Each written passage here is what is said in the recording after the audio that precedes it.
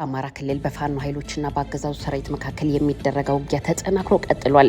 የፋኖ ኃይሎች ድል እንደቀናቸው ያሳወቁ ሲሆን በሸዋና በወሎ ከባድ ትንቅንቅ እያደረጉ እንደሆነም ተነግሯል። አፋብኃ በወሎ ቀጠና በርካታ አካባቢዎችን ከአገዛዙ ሰራዊት ማስለቀቁንና በዚህ ውጊያ የአገዛዙ ወታደር ላይ ከፍተኛ ሰብአዊና ቁሳዊ ጉዳት እንዳደረሰ አሳውቋል። የአገዛዙ ሰራዊት በበኩሉ በአማራ ክልል እያደረገ ያለውን ውጊያ እንደሚቀጥል ፊልድ ማርሻል ብርሃኑ ጁላ ተናግረዋል። ፊልድ ማርሻሉ ኢትዮጵያውያንን ቅጥረኛና ሆዳደር ሲሉ መናገራቸውን መነጋገሪያ ሆኗል። በጎንደር የአገዛዙ ወታደሮችን በጫነ መኪና ላይ በተከፈተ ጥቃት መገደላቸው ተነግሯል። ቀዳሚው መረጃችን ነው። በቅርቡ ክተት እንጠራለን የአማራ ሕዝብ ሆይ ተዘጋጅ ሲሉ የአማራ ፋኖ ብሔራዊ ኃይል ቃል አቀባይ ፋኖ ማርሸት ፀሐዬ ተናግረዋል። የአማራ ፋኖ ብሔራዊ ኃይል በጎጃም ቀጠና ቃል አቀባይ የሆኑት ፋኖ ማርሸት አክለውም አብይ በስልጣን እንዲቆይ አንፈቅድም፣ የብልጽግናውን ስርዓት እያፈራረስ ነው እንገኛለን ያሉ ሲሆን ወደ 4 ኪሎ የሚደረገው ጉዞም በቅርቡ ይፋ እንደሚደረግ ተናግረዋል።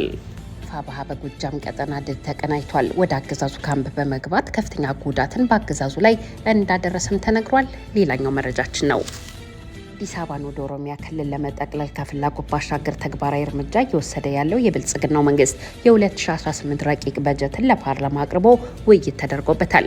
ለክልሎች የሚሰጠው የድጎማ በጀት አዲስ አበባን አለማካተቱ እያነጋገረ ቀጥሏል። የአዲስ አበባ በጀት በዝርዝር ውስጥ ያልገባው ለምን እንደሆነ በግልጽ የተነገረ ነገር የለም። ግምቶች ከየአቅጣጫው እየተሰሙ ይገኛሉ። በዜናችን አካተነዋል።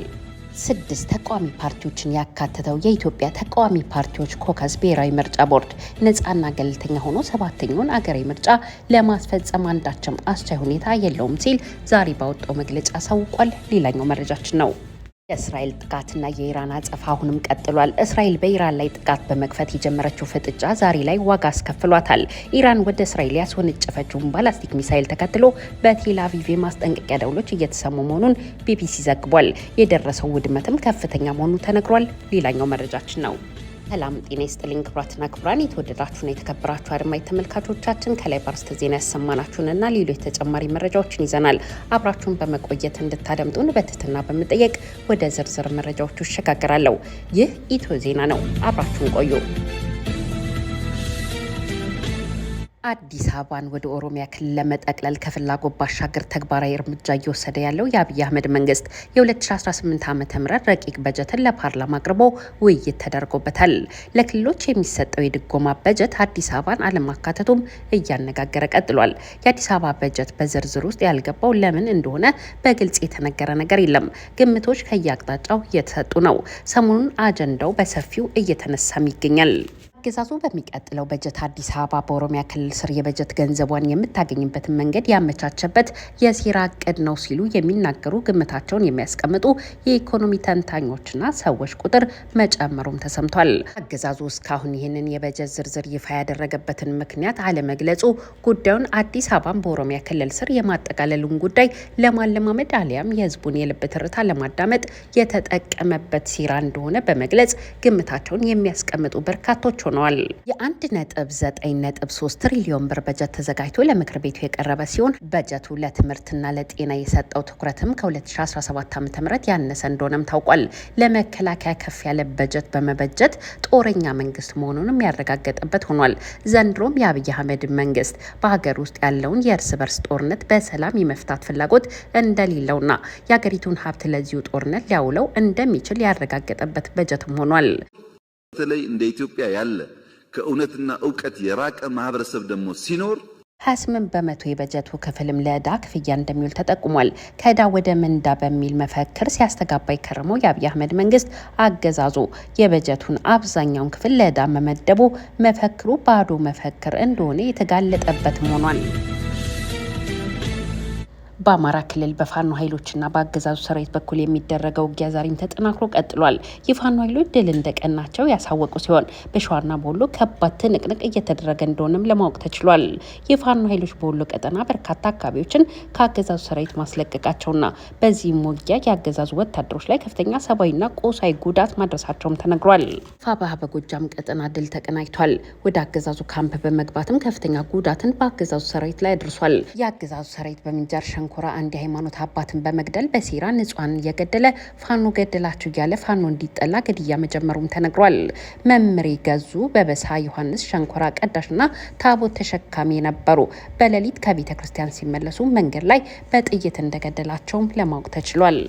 ፊልድ ማርሻሉ በበኩላቸው በአማራ ክልል የሚደረገው ውጊያ ተጠናክሮ እንደሚቀጥል ተናግረዋል። ኦሮሚያና አማራ ክልሎች ያሉ አማጽያንን 90% ደምስሰናል ሲሉም ተናግረዋል። ፊልድ ማርሻሉ 90% ጨርሰናቸዋል፣ የቀረው 10% መጠራረግ ነው። ለክልሉ መንግስት አስረክበን ለሌላ ታላቅ ግዳጅ ፊታችንን እናዞራለን ሲሉም ተናግረዋል። አሁን 90% በሚገባ በተጨባጭ በሪፖርት ማቅረብ የሚችለው 90% መተናቸዋል። በሌላ መረጃ ኤርትራ ጸረ ድሮን መሳሪያዎችን እየተከለች መሆኑ ተሰማ።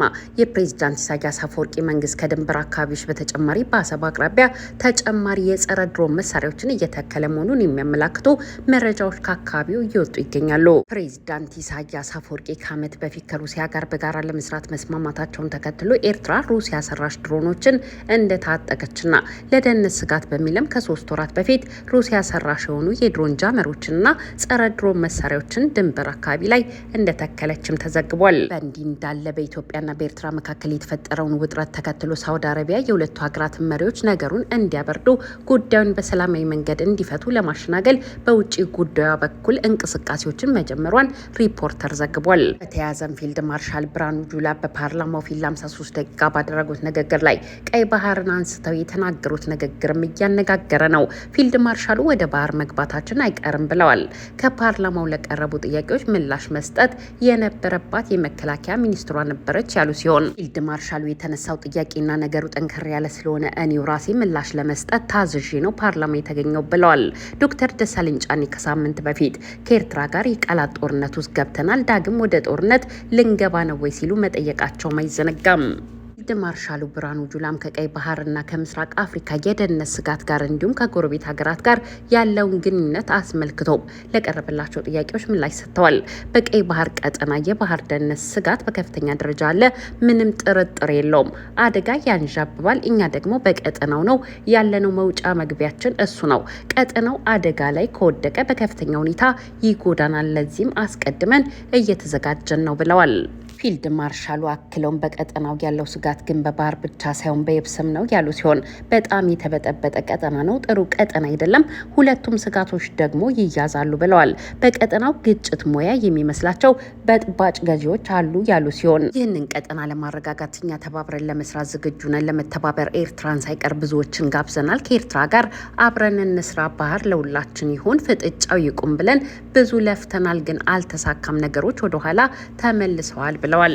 ከጅቡቲ ጋር ያለውን አለመግባባት በመደባበስም አብረን እየሰራን ነው ያሉ ሲሆን ሶማሌ ላይም በአካል ገብተን ሞተናል፣ ቆስለናል፣ መንግስትም እያግዘን እየሰራን ነው። ነገር ግን ወጣ ገባ የሚሉ ነገሮች አሉ፣ ከፍተኛ የሆነ የጥላት ኃይል አለ ሲሉ አክለዋል። እኛ ወደ ቀይ ባህር ዝር እንዳንል የሚፈልጉ የሚጠሉን ኃይሎች አሉ፣ አንዳንዴም ይተባበራሉ፣ ግን እኛ ወደ ባህር በር ብንጠጋ ምን እንደሚጎዳቸው መልስ የላቸውም ብለዋል። ፊልድ ማርሻል ብርሃኑ ጁላ ለ53 ደቂቃ የፈጀ ፉከራና ስድብ አድርገው የአገዛዙን ሴራና እቅድም አስጥተዋል። ፊልድ ማርሻሉ በዚሁ መድረክ ላይ ኢትዮጵያውያንን ቅጥረኛና ሆድ አደር በማለት የዘለፉ ሲሆን የአማራ ፋኖ ብሔራዊ ኃይል የአገዛዙ ሰራዊት ከአማራ ክልል ይውጣ ማለቱን ተከትሎ አንወጣም፣ ከወጣን ህልውናችን አደጋ ላይ ይወድቃል፣ ጭፍጨፋውን እንቀጥላለን ሲሉ ማሳውቀዋል። በፋርሳዊቱ ሀገር ኢራንና እስራኤል መካከል ያለው ጦርነት ተባብሶ ቀጥሏል። ኢራን በእስራኤል ላይ የድሮንና የሚሳኤል ጥቃት ስትፈጽም በዋናነት አይፋን እንዲሁም ቴል አቪቭን ኢላማ አድርጋለች። እስራኤል በበኩሏ በኢራን ዋና ከተማ ቴህራን የሚገኙ ኢላማዎች ላይ ጥቃት እየሰነዘረች መሆኑ ተገልጿል። በቴህራን የነዳጅ ማከማቻን ኢላማ ያደረገ ጥቃት ተፈጽሞ ከፍተኛ እሳት በስፍራው መነሳቱም ተዘግቧል። በሌላ በኩል ኢራን በዓለም ትልቁ የጋዝ ማምረቻዋ በእስራኤል ጥቃት ምክንያት በከፊል ስራ ማቆሙም ተገልጿል። እስራኤል የፈጸመችውን ጥቃት ተከትሎ ኢራን አጸፋዊ ሚሳይሎችን እያስወነጨፈችበት ያለው የሁለቱ ሀገራት ፍጥጫ ሁለተኛ ቀኑን ይዟል። እስራኤል በድጋሚ አርብ ምሽት በፈጸመችው ጥቃት በርካታ ኢላማዎችን መምታቷን አስታውቃለች። በቴህራን የመኖሪያ ህንፃ ላይ በተፈጸመ ጥቃትም 20 ህጻናትን ጨምሮ 60 ሰዎች መሞታቸውን የኢራን መንግስታዊ የቴሌቪዥን ጣቢያዎች ዘግበዋል። በኢራን አጸፋዊ የሚሳይል ጥቃቶች 3 ሰዎች ሲገደሉ በርካቶች መቁሰላቸውን ባለስልጣናት ተናግረዋል።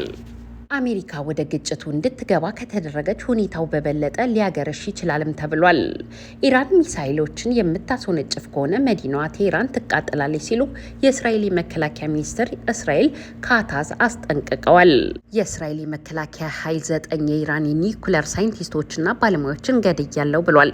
ጦሩ ሐሙስ ለአርብ አጥቢያ በፈጸመው ተከታታይ ጥቃት የገደላቸው የኒውክለር ሳይንቲስቶች 6 ናቸው ብሎ ነበረ። ኢራን በእስራኤል ላይ የወሰደች ያለውን አጸፋ እርምጃ ለማስቆም አሜሪካ፣ ፈረንሳይና እንግሊዝ ከእስራኤል ጎን የሚቆሙ ከሆነ በቀጠናው የሚገኙ የጦር ሰፈሮቻቸውን ኢላማ እንደምታደርግ ማስጠንቀቋን የኢራን የቴሌቪዥን ጣቢያዎች ዘግቧል ሲል ቢቢሲ ባሰራጨው መረጃ አሳውቋል።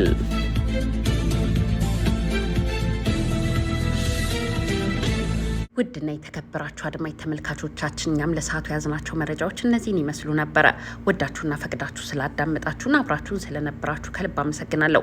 ለቤታችን አዲስ ከሆናችሁ ሰብስክራይብ፣ ላይክ እና ሼር በማድረግ ቤተሰብ እንድትሆኑን በትህትና በመጠየቅ እሰናበታለሁ። ሰላም ለኢትዮጵያ፣ ሰላም ለመላው የሰው ልጆች ሁሉ ይሁን። ቸር ያሰማን። ሻሎም